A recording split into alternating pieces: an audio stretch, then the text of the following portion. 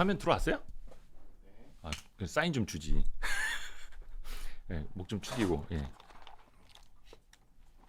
우리 저기 KTB 투자증권 신지훈 센터장님이 좋은 점은 뭐 이렇게 뭐 ESG나 네. 유틸리티 쪽에도 정통하시지만 항상 오실 때 이렇게 마실 거리를 사다 주셔가지고 고맙습니다, 센터장님. 우리 KTB 투자증권 김한진 박사님 모셨습니다. 어서 오십시오. 안녕하십니까. 많이 바쁘시죠? 아, 네. 우리 김한진 박사님 진짜 오랜만에 뵙습니다. 저도. 네. 근데 오랜만에 뵌 것 같지가 않아요. 아, 그래요? 네. 뭐 워낙 네. 오랫동안 배웠기 때문에 아, 예. 제가 또 여기저기 많이 나대고 다녀가지고. 또 방송에서 늘 보니까. 아, 예, 네. 고맙습니다. 우리 김한진 박사님하고는 저 예전에 머니투데이 방송 있을 때 거의 그때 개국할 때부터 아마 그렇죠. 방송 출연을 예, 이제 도와주시면서 많이 뵀을 거예요. 그때 피데스 자산운용 네, 부사장 맞습니다. 하실 때도 네. 출연 많이 해주셨고, 네. 그래서 항상 제가 박사님 통해서도 많이 배우고, 아이고, 제가 많이 배웠죠. 아유, 별말씀 공부하고 있습니다. 우리 또 김한진 박사님을 오랫동안 투자하신 분들은 아마 많이들 알고 계실 거고요. 또 최근에 이제 투자 시작하신 분들도 김한진 박사님을 이제 많이 이제 익히 알고 계실 텐데, 박사님의 어떤 연륜, 경험 이것도 중요하고, 또 박사님이 굉장히 또 겸손하셔가지고 제가 항상 이 박사님 앞에 서면은 까불면 안 되는데 제가 아닙니다. 은근히 교만합니다, 제가. 아니 그런 말씀을 제가 은근히 교만합니다 이렇게 나긋나긋하게 말씀해 주시면은 제가 잠깐만요. 또 하루님 또 하루님 와 계시네. 고맙습니다 또 하루님. 예, 요게 최근 거 맞지? 오지은님 이대호 홈런. 고맙습니다 오지은님. 감사합니다. 오늘 이제 박사님 오셨으니까 아무래도 이제 자산 전략하고 이제 뭐 글로벌 매크로 여러 가지 좀 이야기 들어볼 게 굉장히 많은데, 우선은 그 지난주 후반 나왔던 미국의 고용 지표하고 요게 이제 주말 내내 그리고 오늘까지도 많은 분들 사이에서 많이 이제 회자가 되는데, 고용 지표 이제 아시는 분들은 아시겠습니다만은 22만 5천 건이었던가요? 네. 예. 어떻게 보면 그 숫자만 보면 쇼크였던 거죠. 근데 이제 시장은 올랐습니다. 일단 그것부터 조금 해석과 말씀을 좀 부탁드릴게요. 네, 뭐 한마디로 말씀드리면 양적 지표는 양적 관점에서는 조금 뭐 말씀하셨듯이 쇼크에 가까운데 질적인 내용은 뭐 그렇지 않다. 오히려 질적인 내용은 서프라이즈하다. 그러니까 양적인 부분, 일자리 말씀하셨던 일자리 수라든지 컨센서스보다 뭐 한 3분의 1 토막 정도로 이렇게 낮게 나왔지 않습니까? 그렇죠. 그런데 예를 들어서 뭐 질적인 측면, 연구 실업자 수라든지 7월 달에 그러니까 지지난달 발표된 7월 연구 실업자 수 감소가 23만 명 정도였어요. 연구 실업자 수는 완전히 그냥 그 고용 시장을 떠나버린 사람들 퇴출이죠. 근데 이제 8월 지표 보니까 44만 명 이상으로 나왔습니다. 연간 최근 12개월 최고 수치죠. 연구 실업자가 한 44만 명 준 겁니다.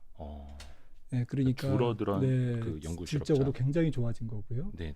그다음에 뭐 27주 이상 뭐 실업자, 좀 장기 실업자죠. 장기 실업자, 연구 실업자가 되기 전에 이제 좀 직전에 좀 위험한 이런 그 아예 실업자들, 고용 시장을 떠날 수도 있는 사람들, 위태로운 그 분들의 실업자 수가 또 많이 줄었습니다. 23만 명 정도 줄었고요. 그러니까 뭐 실업률 자체도 0.2% 포인트 줄고, 그러니까 뭐 실업률은 이제 선방을 한 거죠. 그리고 저희가 이제 U6 실업률이라고 이제 뭐 부르는 게 있는데요. 어떤 실업률이요? U6. U6? 네. 우리가 지금 보는 실업률은 이제 U3. 지금 국제 기준입니다. 박사님 죄송한데 마이크를 이렇게 이쪽으로 조금만 꺾어 주시겠어요? 그쪽으로. 그래서 이제 뭐 불안정 고용이라든지 뭐 조금 비자발적 실업자 이런 그 실질적인 어떤 고용 내용을 조금 포괄한 실업률을 좀 계산하는 방법이 있는데요. 좀 광의 실업률이라고 보시면 되는데 이 광유 실업률도 0.4% 포인트 줄었습니다. 그래서 8.8% 나왔는데 네. 뭐 지금 뭘 말씀드리려고 하는 것이냐면은 어쨌든 고용 지표를 단순히 일자리 창출 개수만 봐서는 안 된다라는 것이고요. 그냥 단순히 숫자만 봐서는 안 된다. 예. 예, 그리고 지금 미국의 실업률은 사실은 가짜 실업률입니다. 가짜 실업률이요? 네, 진성 실업률이 아니다라는 것이죠. 고용 시장이 네. 굉장히 언스테이블한 상태에서 불안전한 상태에서 이루어지는 실업률이거든요. 네. 왜냐하면은 지난 3월 16일부터 바이든 정부가 1조 6천억 달러의 추가 실업수당 지원금을 가계에다가 지금 지원하고 있습니다. 일을 그래서, 안 해도. 네, 그래서 기존의 실업수당 청구 금액, 실업수당 금액에 네. 버금갈 뿐만 아니라 일부는 넘는. 오히려 일을 안 하는 게 네, 훨씬 더 나을 수도 네, 있는 정도로. 맞습니다. 예. 그래서 뭐 굳이 뭐 밖에 일하러 나가서 코로나로 뭐 코로나 걸릴 수도 있고 또 다칠 수도 있고 뭐 그런 위험을 감당하려고 사람들이 안 하고 있었던 거죠. 그냥 임금 받는 게 더 나을 수도 있지만 그 코로나에 걸릴 수 있는 리스크를 감내하고 나가는 것보단 그냥 일 안 하고 특별 실업수당을 받는 게 낫겠다라고 네. 하는 사람들. 네. 그런 분들이 이제 9월 달부터 서서히 일자리를 이제 찾으러 나와야 됩니다. 왜냐하면은 9월 말까지 지금 예정인 추가 실업수당, 말씀드렸던 추가 실업수당 지원금이 네. 거의 90% 정도 일단 집행이 됐어요. 8월 말까지. 그 9월 둘째 주인가에 얼마 그 종료하는 기간 얼마 안 남았잖아요. 그게. 9월이면 다 종료됩니다. 네. 근데 이미 8월 말에 90% 정도 다 집행이 됐어요. 네. 그래서 9월 달부터는 지금 이제 9월이지 않습니까? 예. 일하러 나와야 됩니다. 그래서 8월까지의 지표, 네. 지난주에 발표된 8월 지표는 좀 진성 지표는 아니다라는 것이죠. 네, 지금 그래서 일단 9월, 10월 지표를 조금 더 지켜봐야 네. 추세가 나올 텐데 앞서 말씀드렸던 약간 일자리 수의 부족함은 있지만 좀 양적인 것은 좀 부족하지만 질적인 측면은 충분히 개선됐기 때문에 네. 또 진성 지금 일자리 수를 조금 파악하기에는 아직까지는 8월 지표는 좀 부족함이 있다라는 측면에서 뭐 저는 총평이라고 뭐 드리면 좀 그렇지만 아무튼 전체적으로 평가는 좀 한 달 지표만 갖고 미국의 고용 추세를 뭐 꺾였다, 뭐 망가졌다, 추세가 뭐 이상하다 이렇게 판단하는 것은 조금 성급한 것 같습니다. 감사합니다. 제가 마이크를 조금 안쪽으로 당겨 드릴게요. 네. 잠시만요. 아니요, 제가 가서 해드릴게요. 약간 이쪽으로. 아까는 노트북 때문에 그랬는데 이거 괜찮습니다. 그래도 이제 들으시는 분들이 편하셔야 되기 때문에 이 정도로 우리 구독자와 시청자를 생각하는 방송이 또 딴 데 있나 모르겠네. 참 디테일하십니다. 고맙습니다. 아까 피톤치드님께서도 슈퍼챗을 쏴주셔가지고 너무 감사합니다. 그리고 아까 투스타님이 이 강민정님께서 조금 늦게 들어오셨나봐요. 그러니까 투스타님께서 앞부분 다시 보기 가능하다고 또 이렇게 서로 이렇게 또 친절하게 안내를 해주셔서 너무 감사합니다. 센터 형님 어디 가세요? 퇴근? 저 김한진 박사님 방송하시는데 센터장님 퇴근하시고 말하지 말라고 비밀이라고 이러고 가셨습니다. 아무튼 다시 이제 본론으로 돌아올게요. 혹시나 뭐 소리라든지 불편하신 거 있으시면은 다 말씀하십시오. 저희가 다 들어드리겠습니다. 혹시 뭐 배고프신 분들은 저희가 대신 뭐 짜장면이라도 시켜드려야 되는데 그 실업률 이야기까지는 했고 참 저는 궁금한 게 그거 있어요. 이번에 고용지표 발표되면서 7월하고 6월께 그 수정 발표됐잖아요.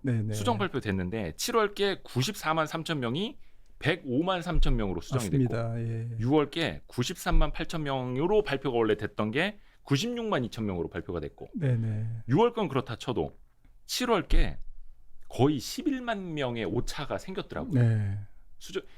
이거 너무 미국 사람들 고용지표 우리가 지금 제일 중요하게 보는 건데 너무 대충 조사하는 거 아닙니까? 왜 이런 현상들이 나타나는 거예요? 글쎄요, 뭐 저도 뭐 직접 해보지 않아서 잘 모르겠습니다만은 뭐 서베이에 좀 특성이 있겠습니다만. 네. 그런데 이게 어쨌든 미국의 생산 가능 인구가 뭐 한 1억 5천만 명 이상이 될 텐데 이걸 짓게 하는데 굉장히 뭐 쉽지 않겠죠. 지금 설문지를 이제 돌려가지고 이렇게 뭐 실업을 당한 지 이제 몇 주 됐습니까? 뭐부터 시작해가지고서 이렇게 뭐 여러 가지 퀘스처너리가 있지 않겠습니까? 그 통계 조사하는 게 또 의외로 되게 디테일하죠. 사람 귀찮게 하죠. 근데 이런 부분들이 아마도 뭐 좀 통계상의 오류라든지 또 중복이라든지 이런 부분들이 아마 굉장히 많을 겁니다. 그래서 이제 그런 것들을 좀 실제로 좀 한 달, 두 달 지나면 그런 게 또 실제로 보정이 되죠. 보정이 되잖아요. 이미 통계에 잡히게 되고 또 실업수당 청구하면서 또 조정하게 되고 이런 부분들이 아마 있는 것으로 알고 있습니다. 그리고 아까 그 실업률 지표 중에 U3, U6 말씀해 주셨잖아요. 아까 잠깐만 채팅창 지나갔다. 가루덩님이 그게 본인이 정확히 들은 게 맞는지 모르겠다고 조금 궁금하다. 어떻게 디테일하게 또 물어보셔가지고 약간 뭐 좀 이것도 종류가 되게 많은가 봐요. 네, 뭐 U1부터 뭐 2, 3, 4, 5, 6 이렇게 쭉 그 실업률을 분류하는데 여러 가지 뭐 미국은 굉장히 디테일하더라고요. 근데 아무튼 뭐 우리가 보는 민간 실업률 뭐 지금 8월에 5.2% 이것에 비해서는 훨씬 더 광범위한 실업자를 그러니까 좀 더 포함한 거죠. 아까 그 U6가 좀 더 광의의 실업률이라고 했습니다. 좋습니다. 그리고 그 얼마 전에 그 자료 쓰신 게 이제 인플레이션, 그렇죠? 인플레이션의 두 얼굴 이야기해 주셨고 9월 9일이면 이제 중국 쪽에서 CPI, PPI 맞습니다. 소비자 물가지수, 생산자 물가지수 나오고 그리고 9월 10일이면은 미국의 8월 생산자 물가 맞습니다. 이런 것들 나오는데 물론 이제 소비자 물가나 개인 소비 지출은 아닙니다만 요걸 통해서도 이제 또 계속 유추할 수가 있겠죠. 맞습니다. 뭐 다다음 주에는 뭐 미국 소비자 물가 지수 나오고요. 또 뭐 수출입 물가 지수 나오고 이러는데 지금 질문하신 게 뭐죠? 죄송합니다. 인플레이션을 이제 어느 경로 어떤 걸 좀 예측을 해야 될지 그거 이야기해 주시면 좋을 것 같아요. 인플레이션이 뭐 조금 일단 통화 정책에도 영향을 미치고 또 지금 당장 뭐 시장 금리, 장기물 금리에 이제 영향을 미치지 않습니까? 그래서 이제 좀 굉장히 중요도가 높은데 그 자료에서 제가 좀 주장한 바로는 지금 뭐 분석가들이 거의 두 종류가 있습니다. 파월파 그리고 비파월파. 파월파와 비파월파. 파월파는 뭐 일시적이다. 제롬 파월 의장이 항상 인플레이션은 하반기에 일시적이다. 그래 왔죠. 그래서 통화 정책을 가능하면 완화적으로 좀 비둘기적으로 운용해야 된다라는 이제 논조를 지금 유지하고 있고 좀 일부 학자들을 중심으로 한 제롬 파월파는 일시적이지 않을 수도 있다. 일시적이지 않을 가능성이 더 높다. 뭐 이제 이런 주장이죠. 약간 그 파월파는 약간 좀 비둘기적으로 본다라고 해도 될 것 같고 비파월파는 약간 매파적으로 맞습니다. 생각을 하는 걸 수도 있을 테고 그 차이가 이제 일시적이냐 일시적이지 않느냐. 뭐 인플레이션이 단순하냐 아니면 복합적이냐. 그리고 뭐 단기적이냐 좀 지속적이냐. 이제 여기에 따라서 이제 조금 의견이 갈리는 것 같더라고요. 그래서 뭐 저도 잘 모르겠습니다만은 제가 볼 때는 인플레이션이 굉장히 조금 광범위하게 여러 가지 요인에 의해서 한 가지 요인에만 지금 영향을 받는 게 아니고 예를 들자면 뭐 돈이 많이 풀렸고요. 그러다 보면 자산 가격이 많이 올랐고 집값이 올라갔고 집값이 올라가니까 집세가 소비자 물가에 개인 소비 지출이 한 3분의 1 정도가 이제 집세 미국은 거기는 이제 렌트비가 차지하는 비중이 좀 많이 크다 하더라고요. 그다음에 유가가 올라가고 유가 올라간 것도 뭐 수요가 증가한 것도 있지만 사실은 또 돈이 많이 풀려서 유동성 효과도 조금 일부 가세하지 않습니까? 그 집값과 마찬가지로 이런 그 에너지 가격도 좀 커머더티 가격 어쨌든 유동성 효과로 돈이 많이 풀린 것 때문에 조금 더 많이 올라갔다라고 본다면 이런 부분들도 유동성을 급격히 뭐 연준이 회수하지 않는 한 또 경기가 바로 그냥 뭐 수요가 꼬꾸라지지 않는 한 경기가 당분간 확장될 것 같거든요. 그러면 뭐 유가도 뭐 바로 한 50불, 뭐 60불 이하로 내려갈 수는 좀 없는 구조 아니냐라는 것이죠. 그러면 이런 부분들이 뭐 소비자 물가를 계속 이제 압박하는 거죠. 그 다음에 어쨌거나 일자리가 계속 개선되고 있지 않습니까? 지금 일자리가 뭐 고용 지표 앞서 이제 뭐 질문하셨지만 코로나19로 지난 3월, 4월에 없어진 일자리 수가 한 2,200만 개거든요, 미국이. 미국에서만. 그런데 지금 한 1,700만 개는 이제 복구됐어요. 지난달 8월 통계까지. 이제 한 500만 개 남은 겁니다. 500만 개를 만약에 한 30만 개만 월 일자리가 창출되면 지금 23만 개가 나와가지고 뭐 쇼크다 하는데 20만 개만 다달이 개선이 돼도 후년 이맘때쯤에는 2020년 코로나19 이전 2월 코로나19가 몰아치기 직전에 3.5%의 실업률을 달성합니다. 그 수준으로 다시 되돌아갈 수 있다. 한 1년 뭐 한 2년 정도가 안 돼서요. 지금 그러니까 지난달 그 임금 통계도 뭐 임금 상승률이 4.3%. 많이 오르더라고요. 시간당 임금도 0.6%도 0.6% 올라서 전월비 시장 예측치 0.4%를 상회했거든요. 그러니까 임금 상승률이 지금 올라가고 있지 않습니까? 완전 고용에 접근하면서 앞으로 또 접근한다면 계속 올라가겠죠. 그래서 정리해서 말씀드린다면 뭐 유동성 효과, 그다음에 거기에 따른 에너지 가격의 소비자 물가 전가, 또 웨이지 코스트 임금, 그리고 여러 가지 기타적인 원가 상승 요인들, 그리고 또 파월이 지금 계속 주장하는 일시적인 공급 차질 요인, 목재 가격 상승이라든지 뭐 이런 부분들, 반도체 가격이라든지 이런 부분들이 뭐 좀 경기가 꺾이면 모르겠지만 경기가 계속 뭐 속도의 문제일 뿐 확장된다면 그 일시적인 게 일시적이지 않을 수도 있다라는 것이죠. 좀 복합적이고 지속적이고 광범위하고 여러 가지 요인이 뭐 이렇게 서로 뒤섞인 인플레이션 압력, 물가 상승 압력이 조금 진득하게 좀 꾸준하게 물가를 압박하지 않을까. 외람된 말씀입니다만은 그러면 우리 김한진 박사님은 비파월파. 네, 맞습니다. 그래서 이게 복합적이고 어떻게 보면 이제 상시적, 장기적, 복합적으로 봐야 한다라는 의견이시고 그 말씀이 이제 저도 이제 자료에서 봤는데 향후 월 20만 개 일자리만 꾸준히 생겨도 내년 말이면 3%대 실업률이 낙관된다. 그러니까 아까 제가 22만 5천 개로 말씀드렸죠. 그 8월 미국의 비농업 부문 일자리 그 23만 5천 개로 23만 5천 개로 제가 정정을 하겠습니다. 23만 5천 개 생겼는데 요 정도가 이제 쇼크가 아니라 요 정도만 꾸준히 생겨도 내년 말이면 이른바 그 미국 사람들이 3% 정도의 실업률이면 완전 고용이라고 거기 이야기를 하더라고요. 그 상태까지도 가는 거니까 이게 결코 질적으로 나쁜 게 아니다. 이렇게 한 4%만 돼도 거의 완전 고용입니다. 좋습니다.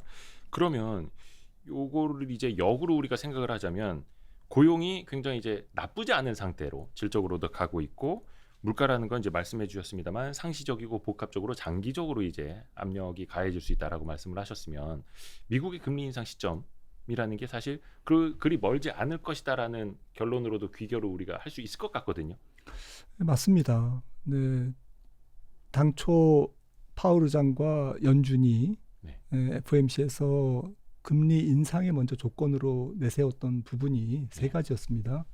기억하시겠지만 시청자분들이 한번 되짚어 보시면 좋을 것 같은데 첫 번째는 완전 고용입니다.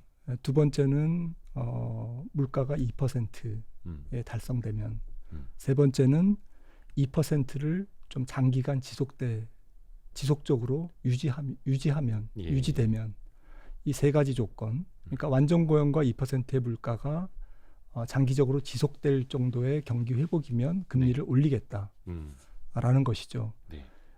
그리고 7월 FOMC에서는 뭐라고 그랬냐면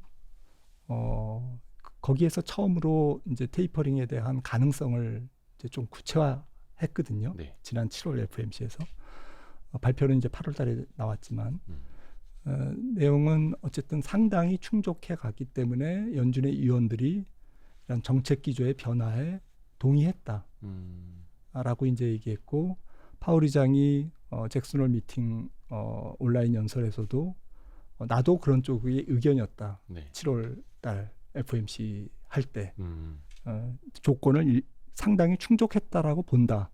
나 또한 파월 의장 또한 네. 이제 그렇게 했거든요. 그런데 지금 논점은 테이퍼링은 뭐 좋습니다. 뭐 11월부터 시행을 할 것 같은데 네. 그러면 테이퍼링과 금리 인상이 과연 별개의 문제냐? 아니라는 거죠. 제 주장은. 원래부터 금리 인상과 테이퍼링은 동일한 조건이었는데 예. 동일한 조건이 상당 부분 충족됐기 때문에 금리 인상을 하기 전에 먼저 자산 시장에서 채권을 매입하는 규모를 먼저 금리 인상부터 먼저 할 수는 없지 않습니까? 그렇죠. 네, 순서가 네. 먼저 외곽에서부터 먼저 해야죠. 더 완화적인 정책인데 지금 자산 매입을 줄이는 것부터 시작하고 네. 그래도 이 부작용이 안 나타나면 금리 인상을 하는 게 뭐 논리상 당연한 거지 않습니까? 네. 근데 이 테이퍼링과 자산 매입을 줄이는 것과 금리 인상이 별개의 문제는 아니다라는 것이고 그렇죠. 연준도 그것은 작년부터 일관성 있게 그 조건에 대해서 앞서 말씀드린 세 가지 조건에 대해서 계속 언급해 왔던 거죠. 같은 동일 선상에는 네네. 있는데 이 선이 얼마나 길 거냐, 네. 짧을 거냐 이거를 계속 이제 우리가 네. 논해 왔던 거고. 그런데 지금 테이퍼링을 이제 어쨌든 테이퍼링이 임박했다라고 파월이 선언적으로 얘기한 것은 예, 힌트를 줬고. 마찬가지로 동일한 조건인 금리 인상 시점도 당연히 가까이 왔다라는 것을 얘기하는 것이지 네. 금리 인상 따로 테이퍼링 따로는 아닌 거죠. 조건만 놓고 보면. 네, 조건만 놓고 보면. 네. 근데 물론 이제 테이퍼링과 금리 인상은 다르기 때문에 더 네. 엄격한 잭슨 홀 미팅에서 얘기했듯이 네. 연설에서 얘기했듯이 더욱더 엄격한 잣대를 들이대서 기준을 삼아서 금리 인상을 하는 건 맞죠. 네. 하지만 지금 언론에서 얘기하는 것처럼 이게 완전히 따로 국밥처럼 취급되는 것은 뭐 조금 오해가 있다라는 것이고요. 뭐 제가 뭐 흥분할 사항은 아닌데. 네네네. 아니 그죠. 이게 뭐 테이퍼링하고 금리 인상을 이제 별개로 생각을 하면 안 된다. 굉장히 이제 중요한 지적을 해주셨어요. 그러니까 혹자들은 그렇게 비교를 하잖아요. 회색 코뿔소라고. 분명히 네. 저기 있는 회색 코뿔소가 이제 올 거라는 건 누구나 아는 거죠. 그걸 이제 기준금리라고 네. 우리가 빗대자면. 근데 이제 문제는 그게 언제냐. 네. 그 전까지 우리는 무엇을 어떻게 해야 되는 거냐. 이 이제 고민을 또 해야 되는 거고. 네, 맞습니다. 그래서 자산 시장에서 지금 중요한 것은 사실은 테이퍼링에 대해서는 어느 정도 마켓이 소화했기 때문에 네. 이제 금리 인상 시점이 좀 중요해졌지 않습니까? 네. 뭐 테이퍼링을 예를 들어서 11월에 시작해도 뭐 시장은 뭐 크게 흔들릴 가능성은 제가 볼 땐 낮아 보이거든요. 이제 이거는 악재로서의 위력은 소멸됐다. 이미 다 반영하고 네. 있다. 다 알고 있다. 그렇게 긍정적으로 봐야 될 필요가 있고요. 예. 하지만 금리 인상 시점에 대해서 연준이 이제 선택권을 갖고 있는데 예. 예를 들어서 11월에 이제 테이퍼링을 해서 150억 불씩 이제 자산 매입을 줄여서 150억 곱하기 8 그러면 1,200억 달러니까 내년 6월 말이면 이제 자산 매입은 땡 종료. 여기서 이제 곱하기 8을 한다라는 건 이제 FOMC 회의가 1년에 8번 열리기 때문. 그런 건 아니고요. 네. 그냥 기계적으로. 기계적으로. 네, 기계적으로 11월부터 내년 6월까지 8개월. 예. 저는 이제 그렇게 보는데 예. 뭐 10개월, 12개월로 보시는 분들도 있고 하지만 11월부터 저는 한 150억 달러씩 한 8개월 정도 줄이면 내년 6월 말은 이제 테이퍼링 종료. 예. 그리고 이제 테이퍼링이 종료되면 이제 바로 금리 인상을 할 수도 있고 아니면 3개월이나 6개월 후에 할 수도 있고 아니면 안 할 수도 있고 네. 그거는 이제 연준의 이제 갖고 있는 옵션이죠. 네. 선택권인데 지금 앞서 말씀드린 완전 고용이 2022년 말, 내년 말에 4% 내지 3.9%의 3자를 보이는 실업률로 다가간다라고 네. 하면 예. 내년 6월에 테이퍼링을 끝내고 6개월밖에 안 남은 거죠.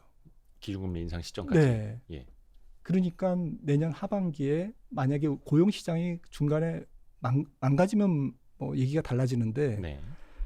지금 막 한 20-30만 개 정도만 창출되면 일자리가 네. 꾸준히 네. 저는 이제 그렇게 될 거로 봅니다. 왜냐하면은 고용 시장이 추세를 잡았다. 두 번째는 바이든 정부의 재정 정책이 9월 회계년도부터는 본격화된다. 네.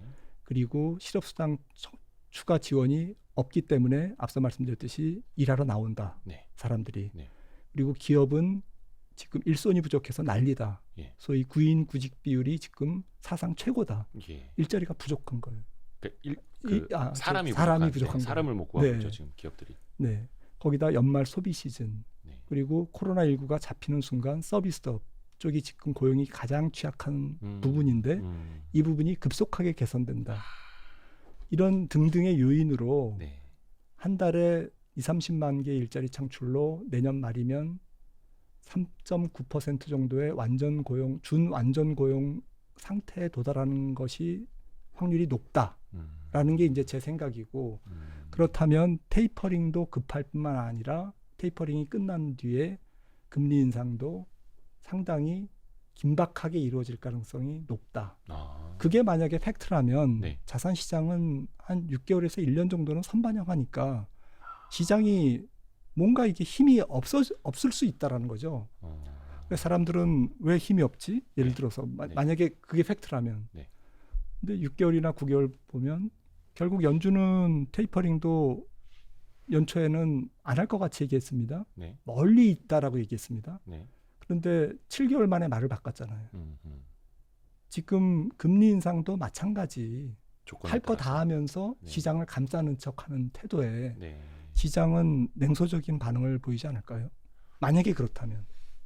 그렇죠. 항상 전제 조건을 달았는데 그 전제 조건이 달라지면은 예, 그 정답도 또 달라진다고 할 수 있는 거니까요. 이 고용이라는 게 이제 최근에 보니까 말씀하신 대로 이제 서비스업, 우리로 따지면 뭐 숙박, 음식료업 이쪽이 이제 제일 취약하던데 사실 요 부분이 고용 시장이 개선이 되면 가장 빠르게 또 일자리가 늘어날 수 있는 지금 델타 변이 바이러스 때문에 8월 고용 지표에서 제일 지금 개선이 안 된 부분이 더딘 부분이고 숙박, 음식료, 식음료 쪽이거든요. 레스토랑. 사람들 활동하고 이제 바로 직결되는. 근데 이런 일자리가 아시다시피 뭐 수개월 동안 직업 훈련을 거쳐야 되고 그런 자리가 아니기 때문에 개선이 되면은 확 이제 개선이 될 수도 있는. 그러면 또 거기에 따라서 금리 인상 시점이 또 빨라질 수도 있고, 요거는 거의 그래서 이제 매월 우리가 체크할 수밖에 없는 것 같아요. 그렇습니다. 고용 지표. 또 이제 인플레이션 이야기하다 보니까 또 결국은 다시 이제 고용 지표, 기준금리 이야기하다 보면 계속 이제 고용 지표로 돌아옵니다. 앞으로도 이게 제일 중요한 거잖아요. 맞습니다. 근데 그 미국채 10년물 보니까 계속해서 최근에 뭐 1.3% 안팎에서 그냥 오르락 내리락 하고 있던데, 이거는 이제 혹자들은 그 장기적으로 기준금리를 올린 시점은 아직 멀었다라는 걸 이제 시장이 보여주고 있는 거다라고도 이제 또 해석들을 하더라고요. 박사님 어떻게 보세요? 정말 다양한 의견이 있어가지고 저도 어떤 의견에 조금 춤을 춰야 될지 모르겠는데요. 근데 지금 뭐 하버드 대학의 맨큐 교수님도 뭐 미스테리다. 시장 금리가 그렇게 낮은 게 지금 미국의 잠재 성장률이 3% 중반 이상인데. 지금 명목 경제 성장률, 그러니까 성장률에 물가를 더한 그런 명목 경제 성장률이 지금 뭐 미국이 어쨌든 장기적으로는 한 뭐 3%대 중후반이거든요. 한 4% 정도에 가깝거든요. 그러니까 길게 봐서는 뭐 이 국채 10년물과 그리고 이제 좀 명목 경제 성장률 펀더멘탈이 좀 비슷하게 가는 추이입니다. 비슷하게 이제 이렇게 왔습니다. 그렇게 흘러왔는데 지금 단기적인 측면만 보면 코로나19 이후에 뭐 조금 다르게 움직이고 있거든요. 조금 더 차이가 많이 나죠. 또 더 아이러니한 것은 국채 금리가 1.7% 10년물이 피크를 찍고 내려온 게 4월 초예요. 네. 3월 말 4월 초부터 내려왔습니다. 그리고 이제 1.2%, 1.3% 정도 있는데, 근데 사실은 올해 4월부터는 코로나19 1주년이고요. 네. 그리고 뭐 1주년이 큰 의미는 없는 거지만 아무튼 뭐 최악의 상황을 넘어간 거고요. 네. 델타 변이 바이러스가 있긴 하지만 예. 그래도 한 40만 명씩 확진자 수가 는 예. 작년 12월하고는 비교가 안 되지 않습니까? 지금 한 3, 4만 명 확진자니까. 네. 그리고 4월부터 1조 6천억 달러의 실업수당이 추가 지원됐고요. 네. 그다음에 바이든 정부의 재정 정책이 일단 의회를 통과하면서 시동을 걸었지 않습니까? 네. 4월부터. 그리고 전 세계가 유럽도 그렇고 조금 코로나19로부터는 최악의 상태는 벗어났어요. 네. 4월은. 예. 그런데 국채 금리는 이제 거꾸로 경제 전망도 4월부터 굉장히 나빴습니까? 굉장히 비관적이었습니까? 좋아지고 있고. 네. 경제 전망 굉장히 좋다고 그래가지고선 주가는 올랐잖아요. 네. 집값도 오르고. 예. 근데 그때부터 금리는 떨어졌다는 거죠.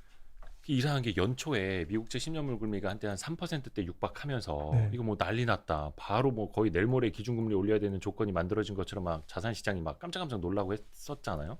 그 미스테리는 어떻게 봐야 저도 잘 되나요? 모르겠어요. 근데 무책임한 말씀드려서 죄송한데 예. 정말 몰라서 모른다고 예. 드리는 말씀이고요. 오. 한 가지 추론해 볼 수 있는 것은 저축률입니다. 저축률이 굉장히 치솟았어요. 작년에도 그랬죠. 작년에 뭐 한 27, 26%까지 가처분 소득에서 저축하는 금액이요. 그렇죠. 비중이 26%까지 치솟다가 좀 내려왔다가 다시 또 치솟았어요. 그러니까 뭐 지원금은 나오는데 돈 쓸 데는 없고 네. 예, 쌓아놓자. 그래서 최근에도 많이 올라가고 있네 저축률이. 내려왔는데 내려왔다가 그 완전히 코로나19 이전보다는 높습니다. 여전히. 네, 여전히 높은데 이거를 이제 뭐 일부 학자들은 좀 구조적이다. 소득 불평등이 워낙 커져서 예. 이제 어제 오늘 이야기는 아니지만 네네네. 꾸준하게 소득 불평등이 커져와서 좀 소득이 높은 계층에서 예. 가계 부분에서 특히 저축률이 굉장히 높아지고 있다. 고소득층에서 좀 많이 쓰고 해야 되는데. 네. 그리고 전체적으로 뭐 우리 거시지표에 나오는 예. 이 저축률도 코로나19 이전에 비해서는 지금 높은 수준을 유지하고 있거든요. 네. 이제 이런 부분이 좀 또 실업수당을 지원받아가지고 소비를 하라고 줬는데 뭐 빚을 갚고 뭐 이러다 보니까 은행으로 돈이 다 모였습니다. 은행으로 돈이 모이다 보니까 이 MMF 시장, 단기 금융 시장이 자금 홍수가 일어났거든요. 네. 그래서 자금 홍수가 일어난 것이 이제 단기물 3개월 뭐 그 연준 그 트레저리 노트 예. 이런 아주 3개월짜리 짧은 네, 단기 국채. 네, 이런 것들이 계속 이제 4월부터는 하락세를 탔습니다. 강세. 돈이 몰리니까. 네, 강세. 네. 그리고 심지어는 뭐 얘기 들어보니까 콜을 빌려서 하루짜리 금리를 빌려서 금융기관들이 국채 선물을 아비트라지 매매를 하고 있다. 하루짜리 콜 자금을 빌려서 네. 3개월짜리 사면 거의 이렇게 남는 장소다. 빵퍼센트니까. 예.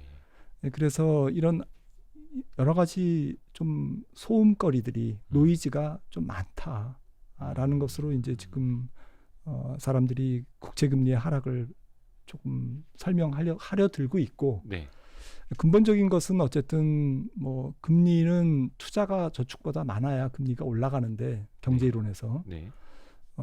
좀 미국 입장에서 대외 여건은 중국이 어쨌든 뭐 같이 중국이 원래 소비가 이제 원래 투자가 많은 국가인데 네.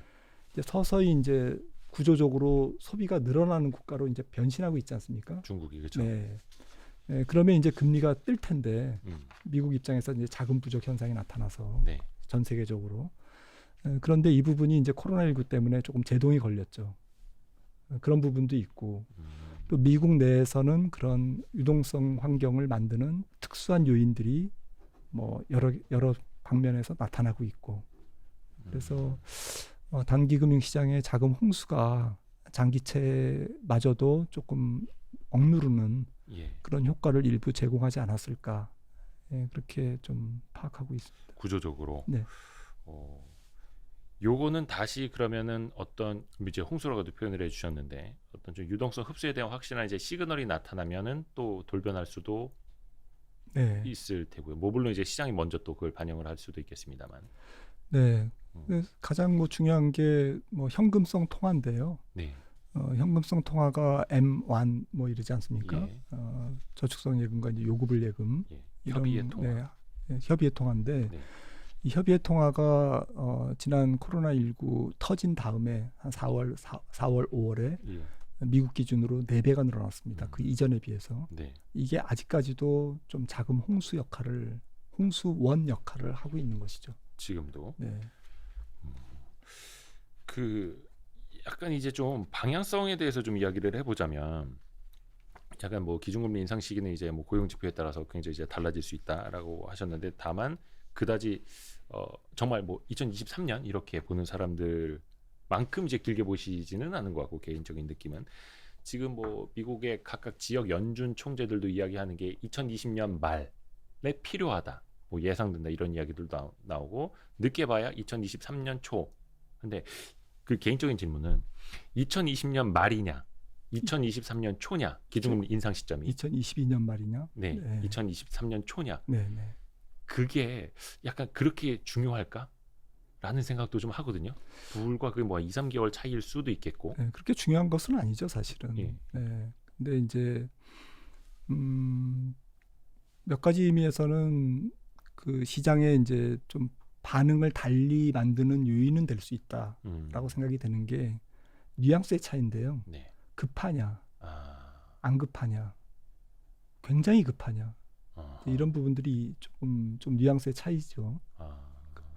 그리고 2016년, 2014년부터 2019년까지의 이제 통화 긴축 기간, 지난 코로나19 직전에 네. 전에 있었던 그런 연준의 긴축 스케줄을 한번 리뷰해 보면 네. 사실은 2016년 10월, 2017년 10월부터는 양적 긴축도 했습니다. 양적 긴축이라는 것은 만기 도래하는 채권을 안 사주는 거죠. 예. 첫 달에 100억 안 사주고 두 번 달에 200억 안 사주고 세 번째 분기에는 분기마다 네. 세 번째 분기에는 뭐 300억 불 안 사주고 이렇게 해서 적극적인 통화 환수가 이루어졌습니다. 그게 언제? 2017년 10월부터 예. 금리 인상과 같이 병행해서. 예. 네. 그래서 이러한 그 양적 완화의 반대말, 적극적인 대차대조표 축소, 적극적인 시중 유동성 환수 네. 정책을 이번에도 할 거냐 말 거냐는 지금으로서는 뭐 미리 논의할 필요는 없지만 네. 금리 인상을 물어보셨기 때문에 연관해서 말씀드리는 것은 조금 경기가 굉장히 세다. 네. 또는 경기가 셀 뿐만 아니라 물가 상승이 예사롭지 않다. 네. 이 두 가지 조건이 충족되고 안정고용이 코앞에 있다면 네. 테이퍼링을 마친 시점에서 바로 한 6개월 후에 완전고용을 거의 내다볼 수 있다면 시장은 굉장히 긴장감에 사로잡힐 수 있죠. 이거는 적극적인 통화 긴축도 연준이 할 수 있다라는 가능성이 높아지는 그런 의미가 있기 때문에 그렇습니다. 근데 이게 저도 뭐 예전에 뭐 교과서를 통해서 배울 때는 금리를 인상한다라는 건 그만큼 자생력이 생겼으니까 더 이상 이제 링거를 꽂아 놓지 않아도 되니까 이제 링거를 뺀다라는 느낌일 텐데 근데 시장은 항상 이제 깜짝깜짝 놀라죠. 네. 긴장을 하고 과연 우리가 버틸 수 있을까, 살아남을 수 있을까, 뭐 양쪽 하나 없이 시장이 홀로 설 수 있을까 걱정을 하는데 어떻게 하는 게 가장 좋을까? 뭐 물론 최근에도 뭐 나스닥 같은 경우는 계속 사상 최고치를 가고는 있습니다만 우리가 좀 대처하려면은 어떻게 해야 될지. 일단은 연준의 친절한 연준을 좀 믿고 좀 약간 우스갯소리가 될 수도 있습니다만은 네. 일단 뭐 중앙은행에 너무 대적할 필요는 없을 것 같아요. 지금 제가 여러 가지 염려스러운 부분을 말씀드린 거는 이런 네. 부분도 있다라는 것을 이제 기억하면서 네. 연준의 앞으로의 이제 스탠스를 조금 관찰하자라는 의미로 좀 이해해 주셨으면 좋을 것 같고요. 말씀하셨듯이 뭐 경기가 좋으니까 생각보다 더 좋으니까 네. 통화 긴축이 좀 앞당겨지는 그런 긍정적인 측면에서 생각한다면 앞으로 최소한 내년 말까지의 거시 경제 국면은 네. 경기 확장 후반기의 통화 긴축기다라고 정의를 내릴 수가 있습니다. 잠시만요. 다시 한 번만. 예. 경기 확장과 통화 긴축이 같이 이루어지는 뭐 통화 긴축이 아주 급격하지는 않을 것 같지만 네. 아무튼 경기 확장 전반전이 아니라 후반전. 뭐 축구로 따지면 후반전 45분 휘슬이 이제 울린 거죠. 네. 경기 확장 후반기. 네, 후반기이기 때문에 통화 긴축 카드를 연준은 꺼내 들 수밖에 없는 거고 네. 그 첫 카드의 테이퍼링이라는 카드를 들은 거로 네. 이해를 하시면 될 것 같고 거시 국면을 그렇게 이해한다면 좀 그런 특성에 맞는 자산, 그런 특성에 맞는 뭐 주식으로서 섹터, 네. 업종, 뭐 스타일 이런 것들을 공략할 필요가 있다라는 것이고요. 네. 사실은 뭐 앞서도 앵커님 말씀하셨지만 예.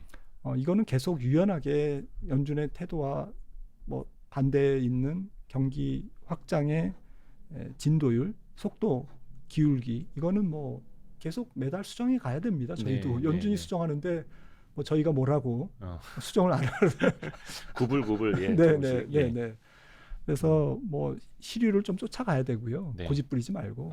네. 하지만 어떤 거시 환경은 경기는 굉장히 더 좋아지고 갈수록 통화 긴축의 강도는 조금 더 세지고 이런 국면으로 본다면 제 생각은 그래도 믿을 거는 주식 아니겠느냐. 왜냐하면은 뭐 지난번에 아까 2017년 이후에 양적 긴축과 금리 인상이 같이 이루어지는 굉장히 센 경기 어떤 확장 기간을 말씀드렸습니다마는 그때 주가가 많이 올랐잖아요. 오히려 실적 상세 펼쳐지면서 그리고 테이퍼링 이슈도 사실은 2015년부터는 이미 신흥국 주식시장 쪽에도 영향을 안 주기 시작했습니다. 16년부터는 원체 뭐 2013년부터 뭐 신호가 나왔고 미리 뭐 좀 얻어맞아서 그런지 그래서 뭐 이번에도 그런 뭐 양질의 장기적인 가파른 경제 어떤 경기가 나올지 어쩔지는 모르겠습니다. 하지만 성격은 좀 비슷하다는 거죠. 좀 기울기는 다를 수 있고 뭐 약간의 뭐 톤은 낮을 수도 있지만 그렇다면 원유, 구리 이런 것들은 경기 확장 후반기에는 좀 유지는 되는데 가격이 투자 자산으로서의 매력은 조금 떨어지거든요. 더 이상의 모멘텀은 좀 힘들다는. 그리고 금리가 올라가니까 그렇죠. 기준금리도 올라가고 시장금리도 올라가면 역의 관계에 있습니다. 금은 뭐 알을 못 낳지 않습니까? 이자가 없으니까 이자와 배당이 없으니까. 그래서 좀 제외하고 뭐 떨어질지 어쩔지는 모르겠지만 매력은 좀 떨어진다라고 생각을 하고 주식은 경기 확장 후반기에 뭐 금리 올라가니까 은행주 실적 좋겠죠. 그다음에 뭐 경기 좋으니까 소비재 늘지 않을까요? 소비재. 그리고 물가가 올라간다는 얘기는 물가를 기업들이 전가시킨 거거든요. 그렇죠. 전가시킬 수 있다라는 얘기거든요. 또 전가시키니까 물가가 올라가고 그러면 가격을 전가시킬 수 있는 기업들 그런 능력이 있는 기업들 조금 고급 소비재 소위 뭐 약간 필수 소비재보다는 재량 소비재라고 하는데 뭐 자동차 이런 것들이 뭐 고가 제품이 많이 팔리고 가전도 뭐 고가품 많이 팔리고 뭐 이런 현상이 나타나고요. 그리고 IT 쪽이 지난 경기 확장 후반기 통화 긴축기의 경기 확장 후반기에는 당연히 셌습니다. 빵 시대였기 때문에 빵 메가테크 혁신 성장의 시대였기 때문에 이번에도 비슷할지 모르겠습니다만은 경기의 구조 사이클로만 보면 IT는 조금 소비재에 많이 가까워졌거든요. IT가 소비재에 가까워졌다. 뭐 가전도 그렇고 휴대폰도 그렇고 거기에 들어가는 반도체도 그렇고 또 뭐 여러 가지 뭐 알고리즘이나 소프트웨어 이런 것들이 조금 소비재에 많이 가까워져 있고 그다음에 뭐 차량용 반도체나 빅데이터 이런 쪽도 뭐 이커머스 이런 것들이 발달되면서 이런 것들이 경기가 확장돼서 데이터 센터를 더 많이 지어야 될 필요성이 있으면 뭐 서버용 디램 수요가 늘어난다든지 네. 이런 게 소비재와 다 연결되어 있지 않습니까? 네. 이제 이런 측면에서 IT가 뭐 밸류에이션 논쟁은 있겠지만 네. 뭐 밸류에이션만 만약에 뭐 크게 문제가 안 된다면 뭐 이런 경기 확장 후반기에 좀 빼놓을 수 없는 섹터다라고도 이제 말씀드릴 수가 있겠습니다. 아하. 아까 그 열정주부님께서 안 그래도 그 주식시장 전망에 대해서 질문을 주셨는데 그 여쭤보려고 했었는데 박사님이 이 열정주부님의 질문에 대한 답을 이렇게 이제 계속 순차적으로 지금 이제 해주고 계시는 것 같고요. 그러니까 저도 걱정이 되는 게 그거예요. 사실 제일 그 좋은 건 실적 장세인데 작년에 그 유동성 장세부터 먼저 맛을 보신 분들은 실적 장세가 굉장히 힘들고 고통스러운 거죠. 네, 좋은 말씀. 그렇죠. 근데 굉장히 이제 우리 박사님도 오랫동안 지켜보신 바로는 유동성 장세라는 게 뭐 저도 뭐 십몇 년 봤습니다만 화끈하고 모두가 다 오르고 맞습니다. 쉽게 오르고 빠르게 오르고 그러니까 되게 편안하죠. 근데 거기에서 이제 실적 장세로 가는 순간 힘들어지는 거죠. 실적을 못 내는 기업들이 나타나고 실적을 내는 기업들은 걔네만 가버리고 막 이러다 보니까 머리에 쥐나죠. 머리 진짜. 거기다가 또 실적 장세의 특징이 하나 더 있습니다. 어떤 게 있을까요? 반대쪽에 실적이 없는 주식도 같이 갑니다. 예? 반대쪽에 실적이 없는 주식이 같이 간다는 게? 그 실적 장세의 아이러니인데요. 제가 관찰한 바로는 경기 확장 후반기 보통 실적 장세지 않습니까? 조금 과열로 가기 때문에 묻지마 투자가 같이 병행됩니다. 뭐 지금 최근에 스펙이라든지 뭐 아니면 뭐 신규 상장 기업들이 어떤 뭐 특정 종목들 같은 경우에는 뭐 굉장히 좀 오버밸류에이션 된다든지 오버슈팅 된다든지 따상상상상상 그리고 뭐 다시 뭐 삭감 모양으로 굉장히 큰 폭락을 하는 굉장히 불안정한 시세 흐름을 보인다든지 뭐 이런 그 어수선한 한쪽에서는 밸류에이션에 엄격한 잣대를 들이대고 한쪽에서는 묻지마 투자가 성행하는, 왜냐하면 주가가 지수가 높기 때문에 사람들이 마음이 급하거든요. 그래서 한쪽에서는 투기 장세가 같이 일어납니다. 실적 장세의 어떤 후반전에 특히 그리고 중소형주 대형주보다는 그런 좀 가벼운 중소형주 테마주 이런 것들이 굉장히 좀 화랑을 보이죠. 지금을 말씀하시는 것 같은데요. 네, 그렇습니다. 이거 등골이 이제 오싹해지는데. 아니 뭐 또 실적 장세가 또 한 1년 반, 2년 갈 수도 있습니다. 그렇죠.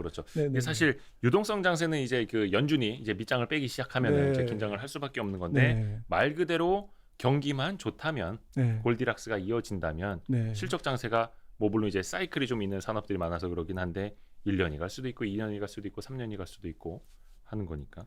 맞습니다. 그래서 아까 그 미국 고용이 완전 고용이 들어가는 시점이 그래서 굉장히 중요합니다. 통화 정책의 문제일 뿐만 아니라 세계 경기의 확장 기간이 어느 정도 남아 있느냐를 가늠할 수 있는 조금 현실적인 지표거든요. 미국의 고용이. 미국 경제가 아무래도 세계 경제에서 차지하는 비중이 크다 보니까 그래서 좀 중요하고 또 한 가지는 코로나 사태를 지나오면서 조금 더 고민되는 부분은 K자형 경기 회복이거든요. 양극화, 차별화. 그러니까 뭐 주식시장에서도 이런 흐름이 지금 현실화되고 있지 않습니까? 되는 놈만 된다.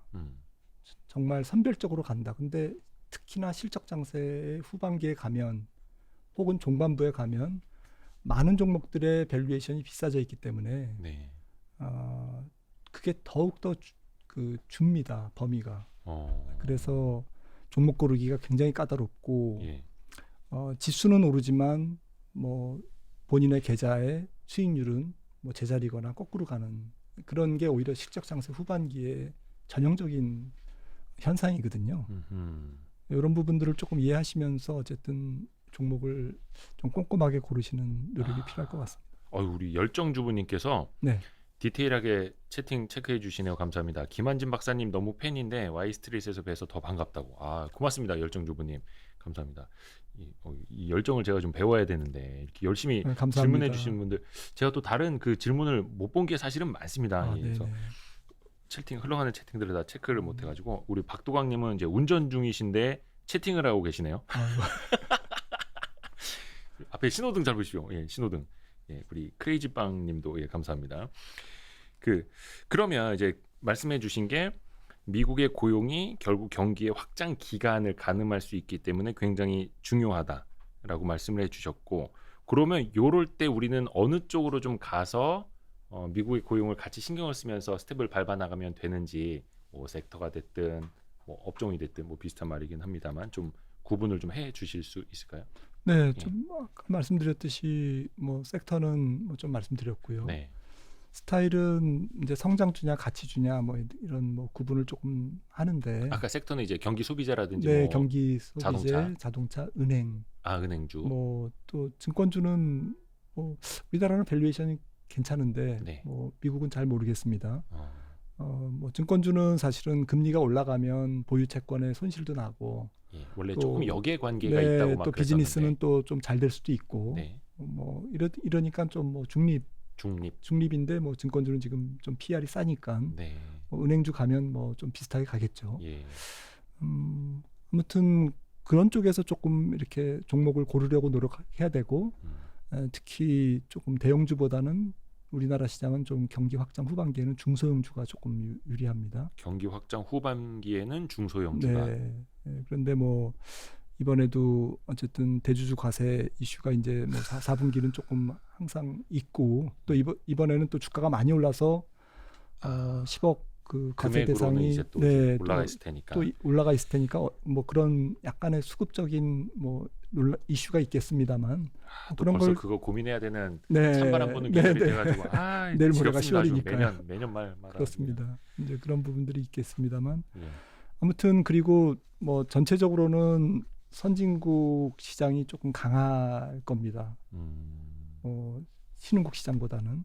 근데 한국은 뭐 선진국이냐 신흥국이냐 뭐 좀 논란이 많은데, 어쨌든 MSCI에는 아직은 신흥국 지수를 추종하는 펀드들이 한국 시장을 지금 그렇죠. 이머징 마켓 관리하기 때문에, 왜냐하면 신흥국 시장이 조금 약한 게 경기 확장 후반기에, 그 이유는 이제 달러가 좀 강해서 그렇습니다. 달러가 강해서. 네. 예. 왜냐하면 제일 많이 푼 지역이 국가가 미국인데 미국이 이제 그 돈줄을 수도꼭지를 조금 잠기 시작하니까 유동성에 네. 수도꼭지를 잠그면 혹은 이제 유동성이 본국으로 환류되면 네. 좀 기계적으로 줄이는 부분이라고 이제 이해를 하시면 좋을 것 같아요. 네. 저도 뭐 솔직히 완벽하게 이해를 못하고 있습니다만은, 말씀을요. 예. 아무튼 전 세계 유동성은 미국 입장에서 본국으로 환류가 됩니다. 그리고 위험 자산의 비중을 조금 줄입니다. 네. 위험 관리를 한다라는 얘기죠. 네. 그래서 이런 측면에서 좀 달러 강세 압력이 계속 진행될 거다. 내년 달러 말까지. 강세는 약간 좀 상수로 생각을 하자. 네, 그래서 원달러도 조금 올라갈 수 있다. 예.